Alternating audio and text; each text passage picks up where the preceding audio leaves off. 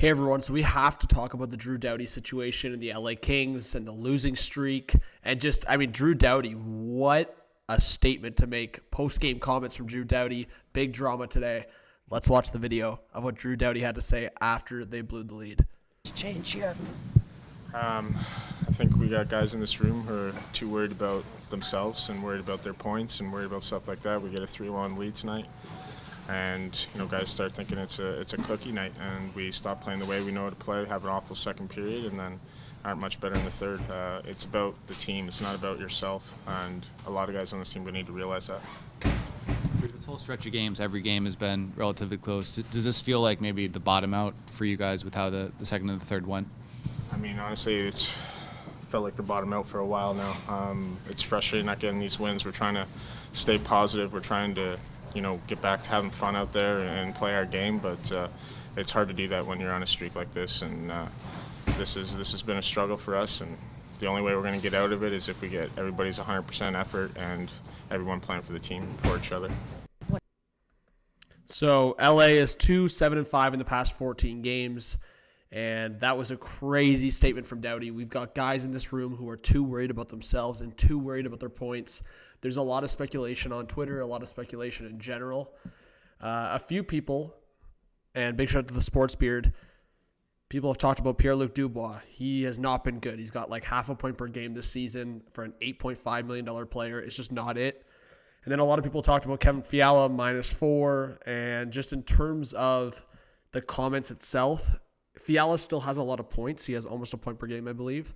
And you just see Fiala gives that vibe sometimes. You watch Fiala, you watch Kings games. He can go through these lulls where he's just going through the motion. Looks like he's going through a Sunday skate. We've seen that with other players, but I think Doughty probably looks at that and being like completely opposite in terms of his play style. I mean, it probably drives him nuts. So I could see a bit of Dubois. I could see a bit of Fiala. I mean, that's kind of the problem here is like you have certain guys that love going through the motion sometimes. And it's just kind of in the way they skate, the way they go to pucks. And the Kings are going through that right now. So I feel like the losing streak itself and the record in the last 14, I mean, the Kings have to do something. So there's a lot of conversations on like, okay, do they go now and trade for a goalie? I mean, I've seen trades like this online where like the Kings target a UC Saros and give the Preds a huge package, the first round pick, young forward, young defenseman. I mean, Kaliev hasn't been a focal point for the Kings in recent games here. I mean, he just hasn't. He's either been upstairs or when he's in the lineup, he just doesn't look like that reliable player for Todd McLellan. So, I mean, Kaliev for me, I mean, he was supposed to jump up the same way Byfield's jumped up and put up numbers on the board. It just hasn't been that. Obviously, Dubois has been the huge storyline of struggle because, like, he's been on the fourth line.